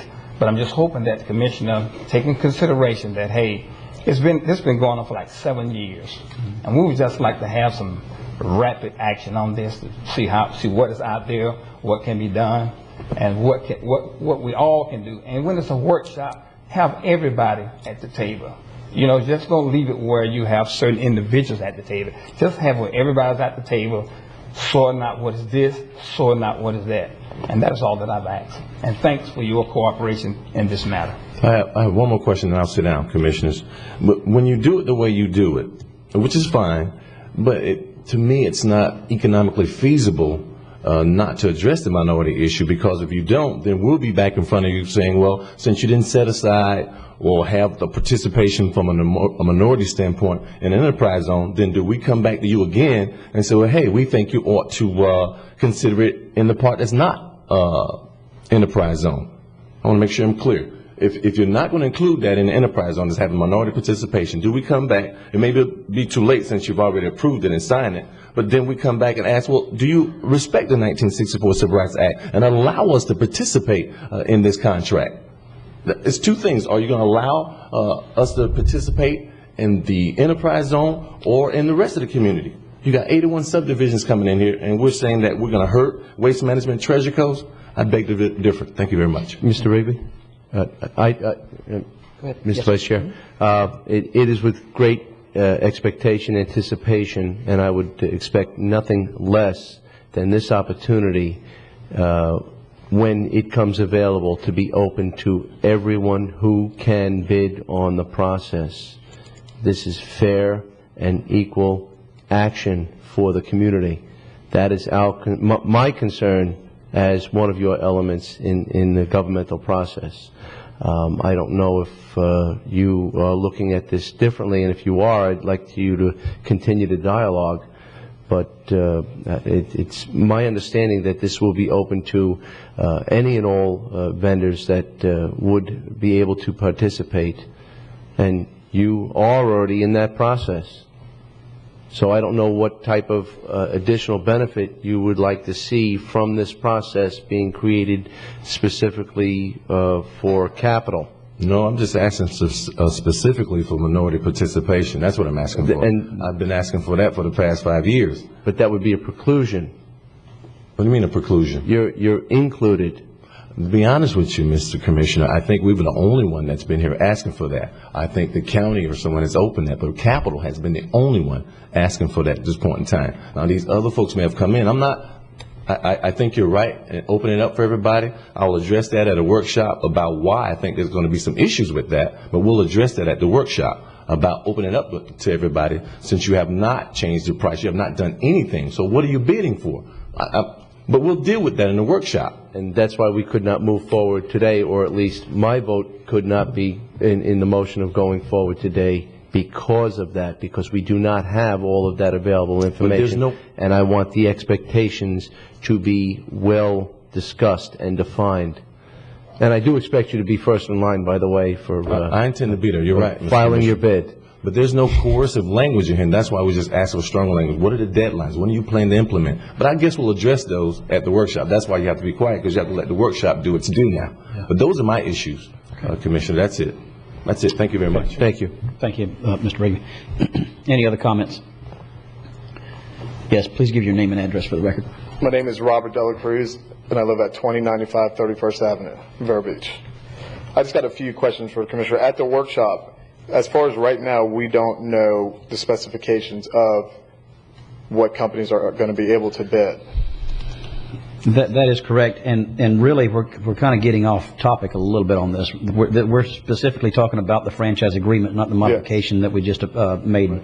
Okay. So to try to pull this back on point, to answer your question, I don't know. I mean, that's what the workshop's going to be about, but I'd prefer if we could to keep just on the two franchise agreements.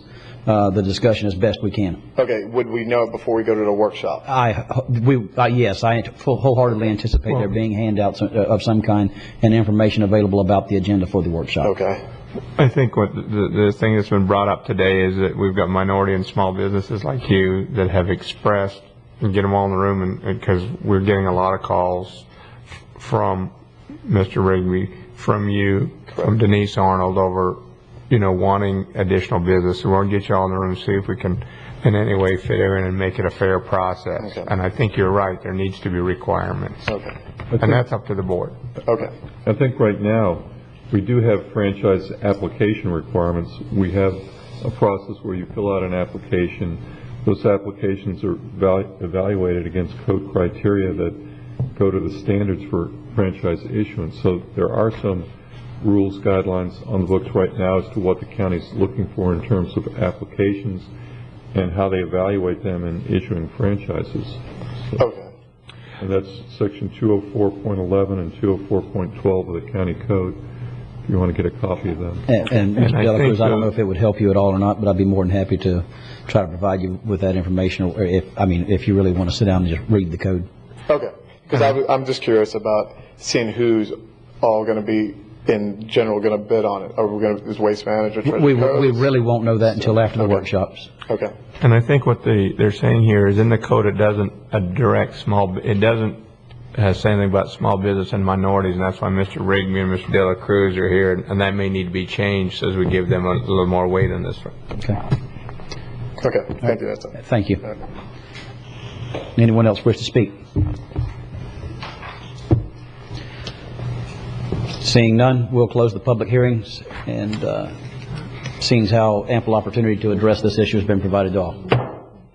Okay, at this time, Commissioners, what's your pleasure? Mr. Vice Chair, I recommend staff, or approval of staff recommendation to approve the third amendments to the franchise agreements for Waste Management, Inc. of Florida and Republic Services of Florida, LP. I'll second that motion. Okay, we've got a motion to approve the franchise agreement in front of us, which is for Waste Management, Inc. of Florida, and Republic Services, LP. And it's been seconded by Commissioner Flesher. Is there any discussion? Seeing none, all those in favor signify by saying aye. Aye. All those opposed say nay. Motion passes unanimously. Item number 2 under Solid Waste Disposal District, canceling 2008 petition hearing, Solid Waste Disposal District assessment fees. There were no petitions filed, so no hearing is necessary. Okay, all right. Staff recommendation. Thank you very much. Okay, this is really then would be the equivalent of the Value Adjustment Board almost, yes, except for solid waste. Okay, thank you. Got a motion from Commissioner O'Brien to cancel public hearing since we had no petitions, and a second by Commissioner Flesher. Is there any further discussion? Seeing none, all those in favor signify by saying aye. Aye. All those opposed say nay. Motion passes unanimously. Item number 3, scrap metal processing contract with Trademark Metals Recycling, LLC. Mr. Vice Chair, I'd like to move staff recommendation. I'll second that for discussion, and would go how much if I could. I guess this is something pretty much whenever we look at it, it's a contract that we're entering into, obviously, but in the process of the volatility of some of the commodities of the scrap metal, are we protected, or is this just one of those? I mean, what gives me a good feeling that if prices continue to rise, that we're getting a good deal for the taxpayers of the community? This gives us more protection. We're piggybacking a contract with St. Lucie County that Trademark Metals has, and it is the price index that we're looking at, or the percentage that we're looking at, is a lot higher than we have been currently or historically been getting with the provider. And what we've recently done at our convenience centers is taken that back over. That was handled by a private contractor. As of January, we've taken over the transportation of that scrap metal, and the revenues of that are coming to us. And similarly, going with this Trademark Metals contract is going to facilitate us getting a higher revenue than we have been in the past. The additional part of this is that we're looking at is that once a refrigerator enters the landfill property, the chlorofluorocarbons have to be evacuated out of those refrigerators, and Trademark Metals is going to be able to provide that service for us. So that's an extra benefit with this contract. Okay. All right. Any further discussion, Commissioners? Seeing none, we have a motion by Commissioner O'Brien and a second by me. All those in favor to approve the contract with Trademark Metals Recycling, actually a piggyback with St. Lucie County, signify by saying aye. Aye. All those opposed, nay. Motion passes unanimously. That moves on to our next item, which is styrofoam recycling in Indian River County, and request for approval of sublease agreement with Recyclotech Corporation. Mr. Vice Chair. Yes, Commissioner. I most certainly would like to hear the discussion and presentation, but I would like to make the motion to approve staff recommendation. This is a very exciting day that we'll be able to recycle styrofoam. There's only just but 2 cups left in the room here if you want to grab them. But this is a very positive move in recycling. Second the motion, Mr. I've got a motion from Commissioner Flesher and a second from Commissioner O'Brien, and you wanted to hear the presentation. Absolutely. So continue, Mr. Mehta. Thank you, Commissioners. We are, again, as we expand the program for the residential recycling program, curbside program, October 1st, one of the things that we've always been hearing about is styrofoam, products.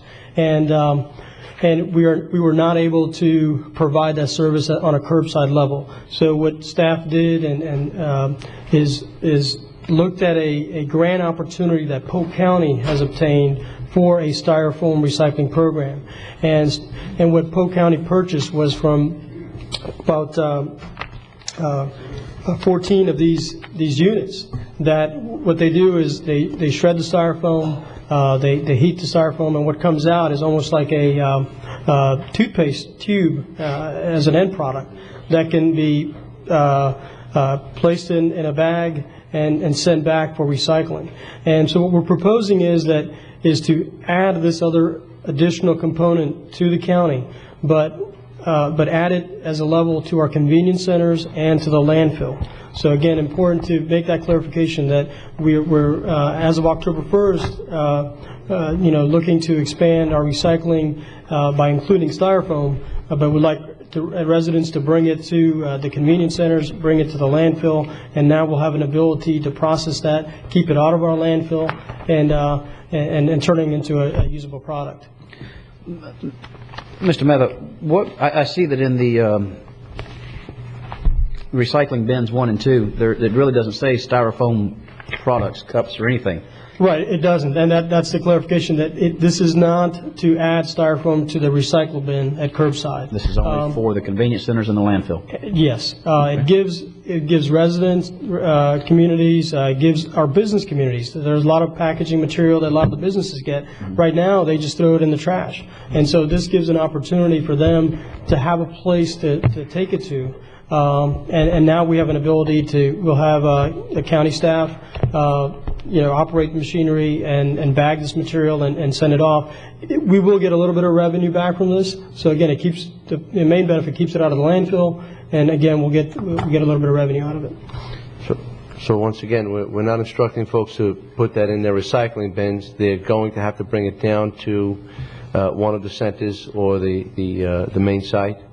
That's correct. And again, we're always looking to see what else we can do in the community to expand. And I think this is a great opportunity that when we're expanding the curbside recycling program, that there was one element that we couldn't do in there, which was styrofoam. And so today I feel timing-wise appropriate to again announce that we want to residents have an opportunity to recycle styrofoam as well, but it would be limited to the convenience centers, and they're strategically located throughout the county. So and you got to start somewhere.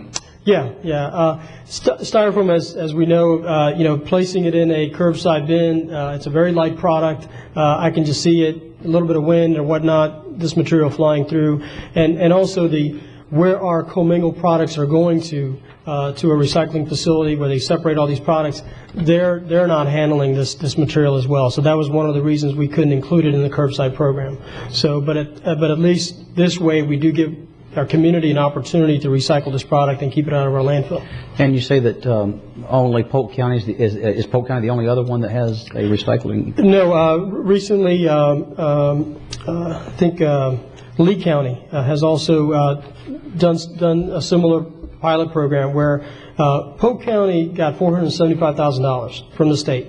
And what they did with that grant is put it out to bid for different companies and different processes to recycle styrofoam. They made a selection on this one particular company, Recycletech.